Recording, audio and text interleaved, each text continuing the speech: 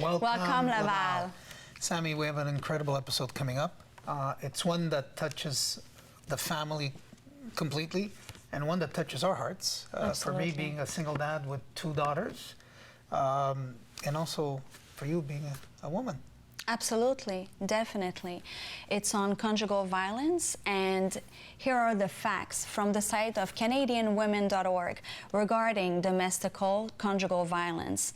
According to the Department of Justice, Canadians collectively spend $7.4 billion to deal with the aftermath of spousal violence alone. This figure includes immediate costs such as emergency rooms visits, as well as related costs such as loss of income, tangible ones such as funerals, and intangible ones such as pain and suffering, to only name these few. Half of all Canadian women have experienced at least one incident of physical or sexual abuse in their lifetime. Every 6 days, a woman in Canada is killed by her intimate partner. Out of 83 police reported intimate partner homicide in 2014, 67 of the victims, so over 83%, were women. These numbers, unfortunately, are still up to date. On any given night in Canada, 3,941 women and 2,724 children sleep in shelters because it isn't safe at home, and about 300 are turned away because shelters are full. It's important to remember that the rate is higher than known, for 70% of spousal violence is not reported, most due to fear, lack of knowledge and awareness of the safest, surest course of action. Fear of collateral consequences, damages of the aftermath are also in cause. In the 2015 study, it suggests that domestic violence can carry over into the workplace. 53% of the respondents who had experienced domestic violence said that at least one type of abusive act happened at or near the workplace. Almost 40% of those who had experienced DV said that it made it difficult for them to get to work, and 8.5% have lost their jobs because of it. United Nations defines the violence against women as any act of gender-based violence that results in physical, sexual, or psychological harm or suffering to women, including threats of such acts like coercion, arbitrary deprivation of liberty, whether occurring in public or in private life. There is 4 types of violence: psychological, physical, sexual, and financial, that our panel of professionals today will demystify with us. Laval decided to make a stand, unite against domestic conjugal violence, and today's show will bring the light in defining it. What to do if you are a victim, or if you realize that you know someone that might be a victim of this social plague. In our studio today, part of our panel, from Shield of Athena, we will receive the Executive Director, Melpa Camateros, and also from Lena's House, Mrs. Jenny Godmer, Coordinator in charge. In addition, we will have some special guests later on with important video messages, one of them being the Mayor, Marc Demers. Welcome to your special Laval Families TV show on uniting against domestic conjugal violence.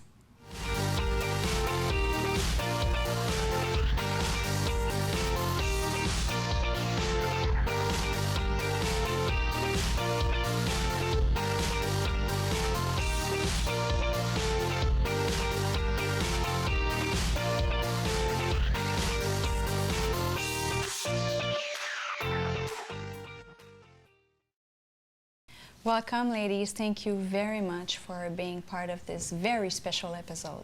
Thank you very much for the invitation. Yes, thank you. We're very happy you accepted the invitation.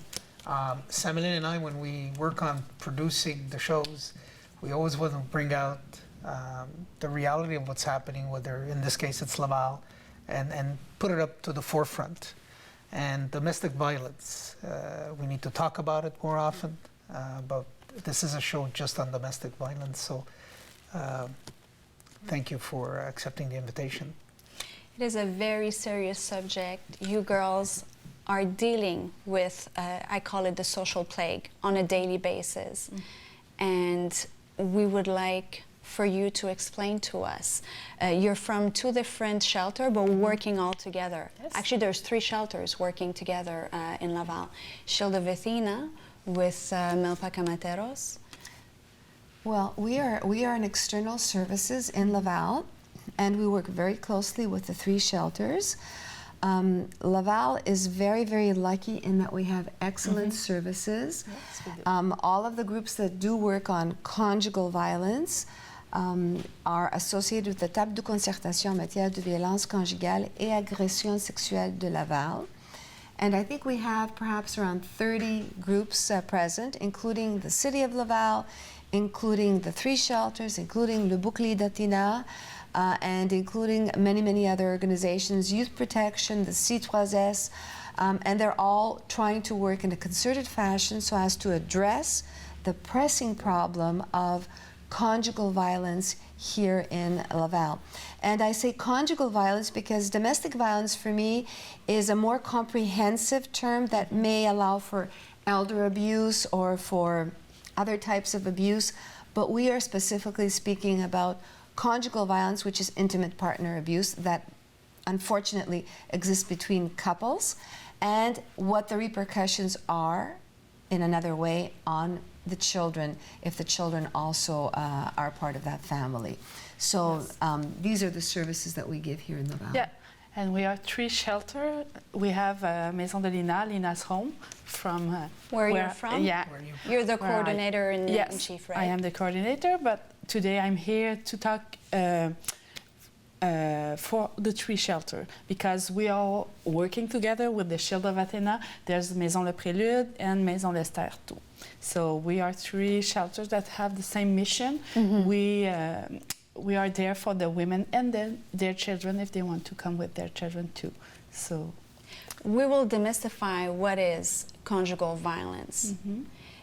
There is 4 types of conjugal violence that a woman can encounter or go through in her lifetime. yes, Can you We please have- help us with this? the more known is usually physical violence, obviously, but it's important for us to tell that there's psychological violence, verbal violence, so and economical violence too.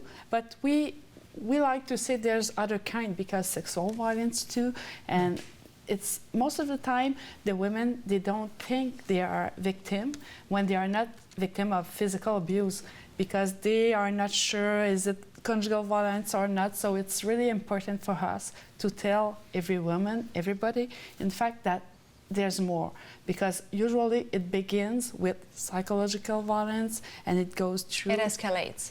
Yes, sometimes it can go from psychological directly to physical violence. There's not always all the steps, but it can go there to by step, by physical, verbal, economical. Financial. Yeah.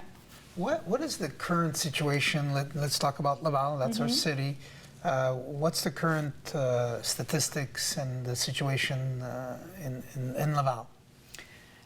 I don't have all the numbers precisely, but for the shelters, we usually have like 100 women each year.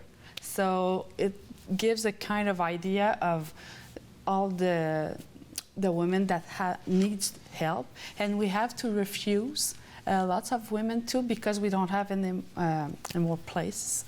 And sadly, when one shelter is full, we have to refer to other shelter, but sometimes we don't have enough place in Laval, so we have to refer to Montreal or Laurentide or anywhere else. So that's why we also have some external services like Shield of Athena, and all the 3 shelters give some external services too. So it means that a woman who doesn't want to go to a shelter because maybe she wants to go to a friend, to a family, or somewhere else for her protection, or she doesn't want really physical protection, she doesn't need it, but she needs help on the psychological way, then she can come and have some meeting like on a weekly basis or more. We go with the need of the woman, so we can give all those. How does a woman realize I think I'm in trouble? Because I mean, it could take some time. There's obviously also a stage of denial very often because you're like, well,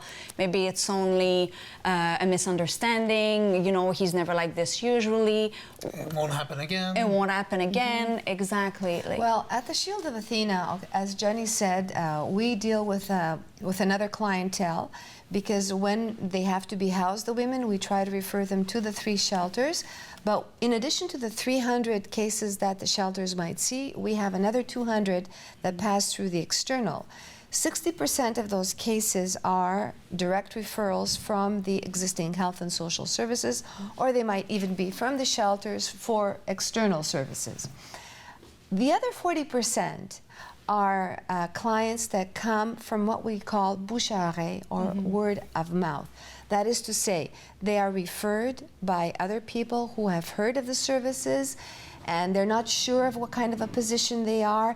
They don't know if they're victims, but because they knew of a victim, that they want to come to us. Also, at our organization, we provide services in up to 17 languages. So if it's one of the languages that the women speak, they feel more comfortable in coming and speaking in that language. And the first thing that we do, that the social worker does, it's a very good point what Sammy-Lynn, brought up and what you brought up, is to define her situation. Because a lot of the women go through life, not knowing that they're a victim. And when we sit them down and we tell them, okay, does this happen? Does this happen? Is there an element of control in your relationship? Is your partner not only abusive, but is he trying to control your actions? Are you isolated? Are you being kept away from friends and from things that you want to do? Then these are elements that all lead us into defining that a situation of conjugal violence exists for that woman. And very often, and I don't know, I'm sure that this is the case at the shelters as well, a lot of times the women have been living for 10, 15, 20 years in abusive relationships, and at that moment there's like an epiphany. Oh my God, I'm not crazy. I am a victim of conjugal violence. And from there on, once the client has understood that she is a victim, then the intervention, gets to be better on an ongoing basis. And she finally reaches her own decision what it is that she wants to do. Because we are not in the position of saying to a woman, you have to leave, you have to do this. It has to come from herself, okay? And the decision to go to a shelter many times has to come from her. We can't force her to go to a shelter.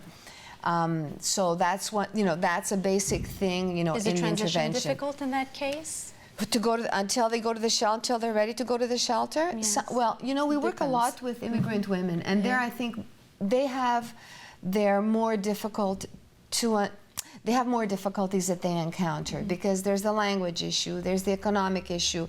I mean, the issue of economic dependency can exist if you speak the language too. And the oppressors are driving on fear, so there's a lot of and fear. They don't know their rights. Exactly. So they don't know that they can go and have some help and they won't be in trouble for that. So it's not like all the women that know that they can do that. So we have to respect the rhythm and the time of each woman. And then there's the factor of the children. Yes. What's the percentage of the women that come and see you that have children? Well, I would say that the statistics show that around 40% of the cases of conjugal violence also manifest children who have been exposed to this type of an abuse. And Jenny, do you want to explain what this, When the women wants to come with their children, we have a specific social worker to work with the children because on themselves, even if we say exposed children, we think that they are a victim because just seeing their parents being in this type of relation, it's really sad for them, but they have effects. It could be a trauma, definitely. Yeah, and they have their direct effect. And we are there to help the mothers to understand that, to see through all the way they act. Maybe sometimes it's because what they saw at home. So we are there just to secure them, to help them just to live like any other children. There's a circle to be broken at that point. Yeah, that's true because when we talk about the cycle of violence, the woman, the mother that come in the shelters, she usually is in one of the fourth step of the cycle. So maybe it's after the aggression, usually there, and the children is not necessarily at the same place. So we have to talk to them, to work with the mother for helping her to understand where is her son or her daughter, and why they are not always at the same place, because it's not the same thing for a children to see the dad doing this than the mother when she see and she has some direct views, but she always think about the children there. It's not the same thing, and we have to work with the mother to help her to help the children, because after that she go home, she make Whenever up her she life, goes and back. yeah, and we won't be there. So it's really, really important to understand that we always pass by the mother to help the children, because it's her that will stay in the life of the children after we won't be there. So it's really important to work the To make her relation. understand what her kid is going through. Yes. And a lot of times also, the woman is so taken with the violence that she's living that she cannot cope with handling her children as well. So what happens in the shelters and at the external is that the women are taught coping mechanisms. The children, if they can't verbalize, because children may be exposed to violence, but a lot of them can't verbalize what they see. The art therapist at our organization, they might work with the children to help them show on paper what they feel.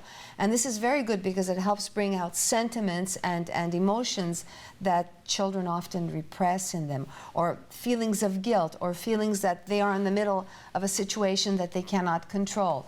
I mean, living the violence has devastating effects, both for the mother, but also for the children. And we have some complimentary images that you gave us. Thank you very much for that, because it clearly shows what's going on in that little being's head and heart. Every area of their lives are affected. Yeah, the drawings that you gave us are quite touching, to say the least. Once the women, the mothers come and there's children involved, the children get followed also for the time that they need. Yes. And is there a time period that the women can stay with the children at a shelter, or pending the situation? Because on emergency cases, right? Yeah, it depends on the situation. We always evaluate all the needs of the woman and their children, because some women that they will want to stay few days because they have another place to go after. Sometimes they want to move right away nearer to their families, another region or whatever. But sometimes they want to rebuild all their lives. So look for an apartment, for a job, for everything. They have to begin at zero. You want to rebuild from ground zero. So for those women, it will be longer usually, but it's around a month, usually a month or 2 months. And for the immigrant women, it's always a bit longer, because usually for the language sake, it's barrier. Yeah, barrier. Thank you. We have some problems usually to go to all the same steps, and just to look for an apartment when you are not sure of the language, when you don't know. You're not even sure about how you are on a daily basis, you know. So it's lots of steps that they have to do, and it takes lots of courage from them, because they don't know their rights, they don't know all the steps. I even saw some women that didn't know how they can have some money. They don't know that they have some help from the government. They didn't know that it was a possibility. So we are not beginning at the same place with all the women. Then again, it's such a long process when it comes to asking from, when you go into the machine to ask for help financially and whatnot, can take a long time. So you guys have to stay with these women, in contact with them. And even after the shelter, after the housing, then we continue to help them with the external services that I was talking about. They're better, Yeah. they're fine to be on And their actually, own. we've established in Laval a very interesting project, Le Bouclier, with the 3 shelters, where when the immigrant women who don't speak the language are housed at any of the 3 shelters, their intervenants, their social workers, link up with ours. An appointment is made. We have our interpreters, and they often accompany the women for legal accompaniments with their intervenants, so that the barrier of the language is broken down, and so that access to services becomes much easier. And you know, Security again, and trust is built. security, exactly. But you know, for immigrant women also, and for many women, I mean, it's very important to be able to continue to give these services, because otherwise they will go back into the abusive relationship. So we try and give them the services for as long as possible.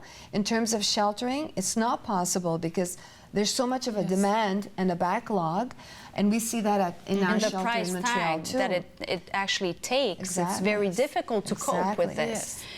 But there's a good news coming up, because you have the second housing being built for these women. Yes, Talk well, to in us about it. conjunction with the 3 shelters, I'm very proud to say with Maison Esther and Lina and Prélude, we have been working on a very big project. And this is a second resource for women after their stay at the shelter, either the shelters in Laval or shelters from anywhere in Montreal, where there will be 17 apartments. There will be 17 apartments. There will be a community kitchen as well. So we will have integrated services. In terms of the women, it's going to help them transition back into society and integrate into society, and also be helpful for them to integrate their children as well. So we're very much looking forward to this. We've bought the land already, and we hope that everything goes according to plan. Congratulations on That's, this. Yes, that's it's a amazing. joint effort, so we're very, But there's very an thankful. event coming soon, Yes. fundraising. Yes, May the 17th. May We're the having very a big program at the important. Rialto. We invite everybody to come and see us. You know, it's called Swing into Spring, Flash sur le printemps.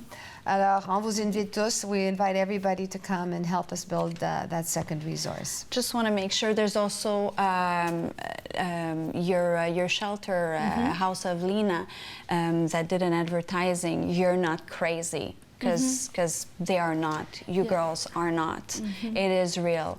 And we want to thank you for that. We have to see more of those, because it is one of the things, the actual hand on your life when you're being told over and over and over and over, called names, you're crazy, you're stupid, a monkey can do this better than you, and this is not normal. It is not okay. Yeah, we did this with the other 2 shelters, Maison Le Prélude and Maison Lester, and it was important for us to make it appear everywhere, in the metro, on the buses, and because we wanted all the women in Laval to know that there's shelters, that we exist, we are there for them. Awareness campaign. Yeah, and even if they're not physically abused, then they have to know that they can call. If they're not sure, you're not even sure what you are in. Is it like just an arguing with my husband? Because you hear it a lot. Oh, it's normal to have some arguing, and we cannot say everything is violence. It's not what we are saying. We can help to see the differences, because we know that every couple do argue, and it's normal, but it's not the same thing. There's a line there's in lots between. of differences. And you are there to put a light to helping these women understanding where that fine line is. You know, I think it's just remarkable what you're all doing, and it's unfortunate that usually we get the headlines of the bad news, where a woman has passed away because of the violence.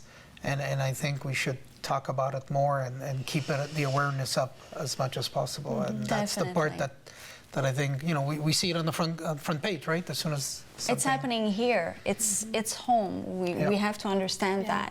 And we It are is in our lucky- society. And we are lucky to see women that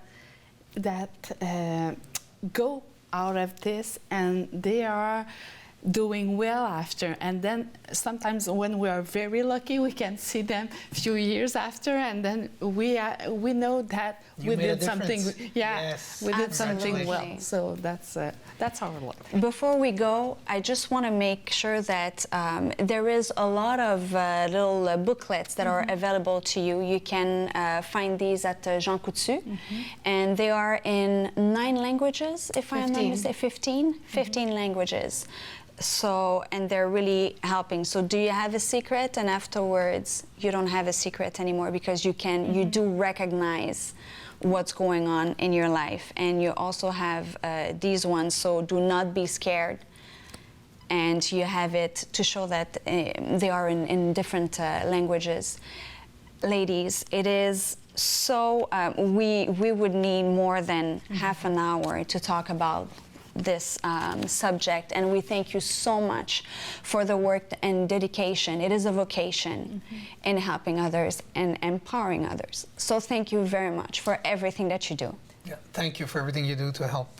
And we thank the media Yes. for their interest in this topic, because without you, we could not make people more aware about the issues. We thank you very much. It's really important. It's It our was a pleasure, and it's pleasure. also our duty.